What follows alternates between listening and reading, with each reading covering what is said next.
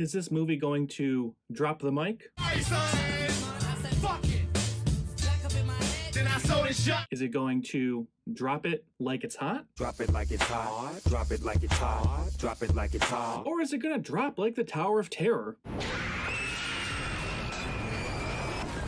Stay tuned to find out.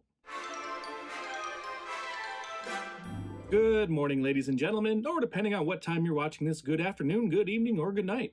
I just got out of a screening of Drop, the newest suspense thriller from Universal Studios, and this movie is directed by Christopher Landon, who, if you're not familiar with his work, he is a familiar face with Blumhouse and Universal Studios, as he has done the Happy Death Day movies, Happy Death Day and Happy Death Day to You, which, by the way, if a higher up from Universal or Blumhouse is watching this, please make the third Happy Death Day movie. I've been waiting since the second one came out. Now, Drop isn't necessarily like laugh out loud funny like Happy Death Day kind of was, but there are those little moments here or there where there is some comic relief. And I gotta say, for a movie that's about two people basically sitting at a table talking, it's definitely needed. Not to say that the tension wasn't there, because it definitely was. I thought this seemed like a very well done modern take, kind of a Hitchcockian thriller, with that Christopher Landon type of humor mixed in throughout the movie. We have a pretty strong female lead, played by Megan Fahey. And to round out our cast, well, she can't be going on a date alone, so who she's going on a date with? It's a character named Henry. And then we have our main character Violet's sister, who's played by not Heliar, and then there is Violet's son, Toby. And just watching this little kid, I was just thinking, like, how could somebody in their right mind, well, I guess they're not in their right mind,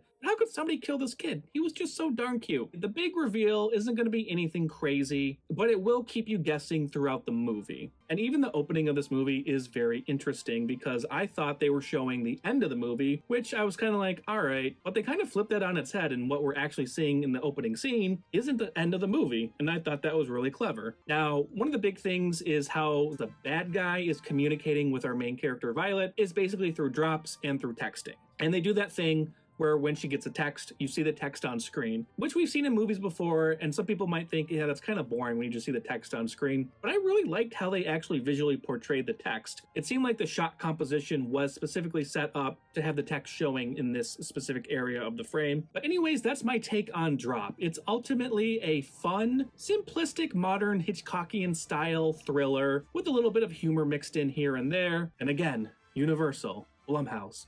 If somebody out there, here's my message.